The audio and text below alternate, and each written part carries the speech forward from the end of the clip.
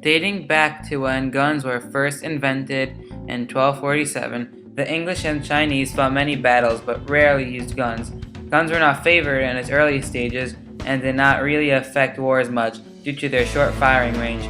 World War II, the world's most destructive war, relied deeply on these weapons and many others and played a key in the outcome of the Allies' triumph. The Allies mainly included Britain, France, the Soviet Union, and the United States, and their enemies were Germany, Japan, and Italy, but Italy was only involved in the first half of the war, and those are known as the Axis. However, not only did the weapons affect the outcome of the war, but tactics did as well. Overall, these two components deciphered the winner of the war because the team with the better weapons had an advantage on the battlefield and also benefited the most from a strategic plan. The guns in World War II greatly affected World War II since the countries with the better weapons had the greater advantage. From the beginning of the war, bolt-action rifles were used as the main gun for all the countries. This slow but accurate gun often had telescopes attached to them for greater accuracy, and they were favored by Britain throughout the war.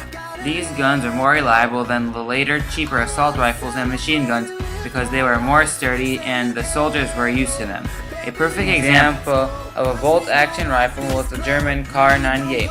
This updated gun purposes as a sniper and a normal combat gun, and it was also used in the famous Blitzkriegs. The Springfield, the American rifle, was just as powerful as the Kar 98, just a little bit bigger, and was used as a sniper later in the war, just like most of the other bolt-action rifles. In the end, all the countries switched to the machine gun because it had a much faster reload rate, which resulted in better close combat advantages. Common bolt-action rifle, with all of its benefits, started to become uncommon in normal combat later in the war because the invention of the assault rifles and machine guns came about. These guns played a huge role in much of the Axis' success because Germany was the first to use the automatic reload. This gave the Germans the advantage in combat, and they used this advantage to conquer many countries, such as France and Sweden. Though, soon after, the Americans invented the Thompson, a submachine gun that fired at an intense rate, matching the Germans' newest gun, the MP-40, and their STG-44. Since now there are more of these costly, powerful, close-combated guns like the Thompson, countries started to try to make defenses against them.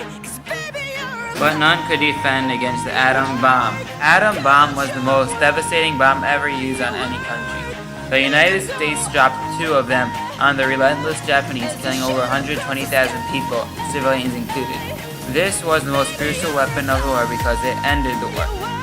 Invented by Albert Einstein and many other scientists, the atom bomb included the splitting of a hydrogen atom, which first causes a massive explosion while at the same time releasing nuclear activity. Lastly, war tactics were also a major role in the success of the Allies and the Axis, and the failures of the Axis as well.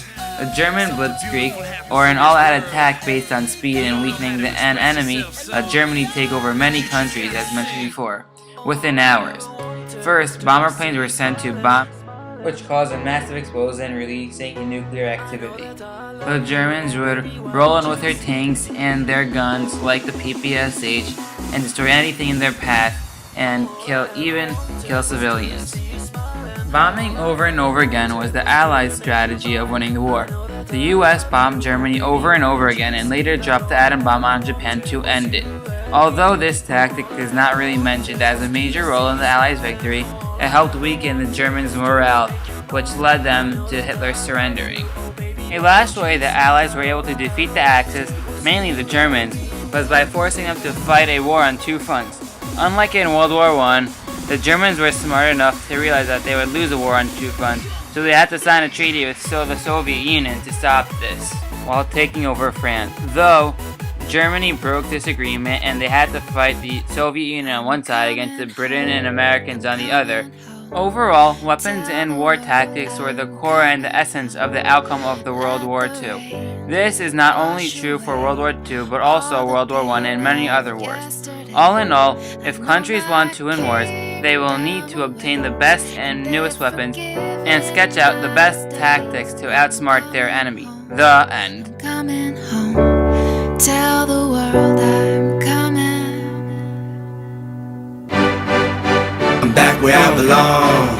Yeah, I never felt so